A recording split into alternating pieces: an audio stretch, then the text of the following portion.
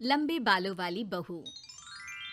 अंजलि ने बचपन से कभी बाल नहीं कटवाए होते, जिस वजह से उसके बाल उसकी हाइट से भी लंबे होते हैं। एक दोपहर उसकी मम्मी अंजलि के बाल बांध रही होती है। सुन, लंबे बाल देखने में तो सबको अच्छे लगते हैं, लेकिन जब इनका ख्याल रखने की बात आती है ना, तो कोई तेरे बालों पर मेहनत नहीं करेगा। कुछ समय बाद ससुराल जाएगी, इसलिए क्यों नहीं इन्हें थोड़ा कटवा ले। कैसी बात कर रही हो मम्मी?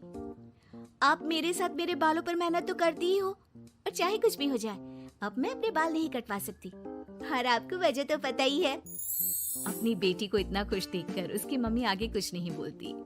इसके कुछ महीनों बाद ही अंजलि की उत्कर्ष के साथ शादी हो जाती है। तुम्हारे बाल बहुत अच्छे हैं, मेहनत साफ दिखती है।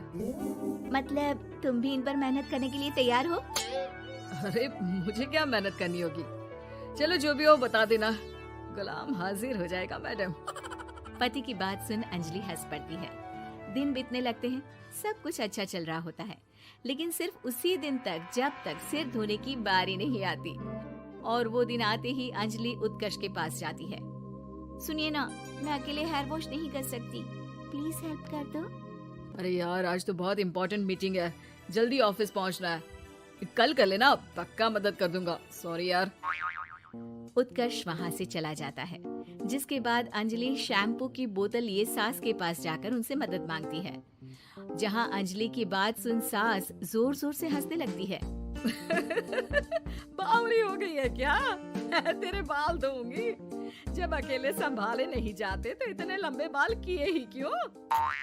ये कहकर सास भी वहाँ से चली जाती है। अंजलि मन ही मन सोचती है, मम्मी सही बोलती थी, तारीफ सब करेंगे, पर थोड़ी भी मेहनत कोई नहीं करेगा। अब अंजलि खुद ही हेयर वॉश करने बाथरूम में चली जाती है। इस बात को 3 घंटे बीत जाते हैं, लेकिन अंजलि बाथरूम से बाहर नहीं निकलती। सास बाथरूम का दरवाजा खटखटाती है। अरे ओ महारानी, अंदर घर बसाने का प्लान है क्या? यहाँ सारे काम पड़े हैं, तेरे बालों की वजह से हम क्या भूखे मर जाएं?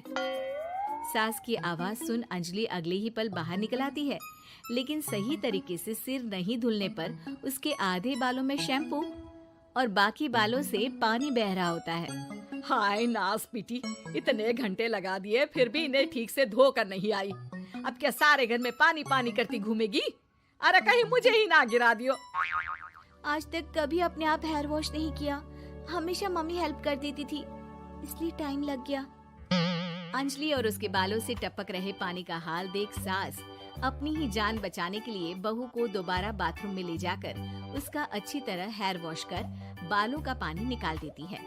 अब जल्दी काम पर लग जा, और मुझे दोबारा इस घर में तेरी जुल्फों का टंटा नहीं चाहिए। सास की बात मानकर अंजलि चुपचाप काम पर लग जाती है। इसी तरह दिन बीतने लगते हैं, जिसमें अब अंजलि हेयर वॉश के लिए आधे दिन का समय लेकर अपने घर आने लगती है। पर सास को इससे भी दिक्कत हो जाती है, जिसके चलते धीरे धीरे अंजलि के लिए अपने बालों का ख्याल रखना मुश्किल होने लगता है।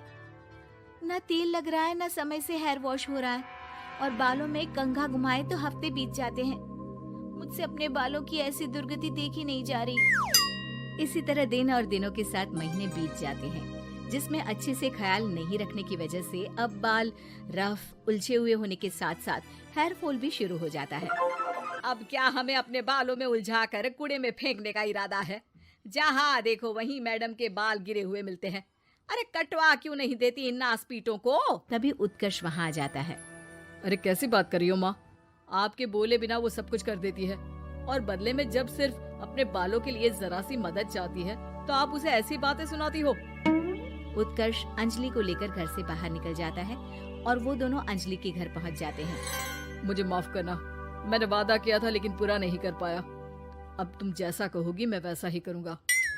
अंजलि की मम्मी उन्हें बहुत सारे घरेलू उपाय बताती हैं, जिन्हें अच्छे से समझकर दोनों घर वापस आते हैं और अब मिलकर अंजलि के बालों को ठीक करने के मिशन पर लग जाते हैं।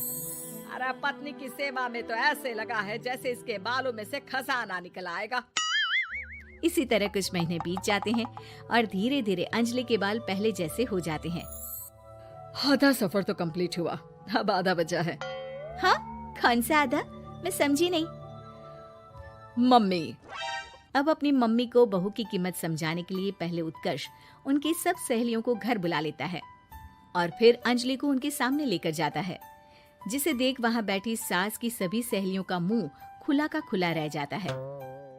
अरे वाह, तेरी बहू के बाल कितने सुंदर हैं। आज से पहले हमने कभी इन पर ध्यान कैसे नहीं दिया। और वैसे इतने लंबे बाल संभालना सबके बस की बात नहीं, लेकिन तुम्हारी बहू को देखकर लगता है कि ये इसमें प्रो है।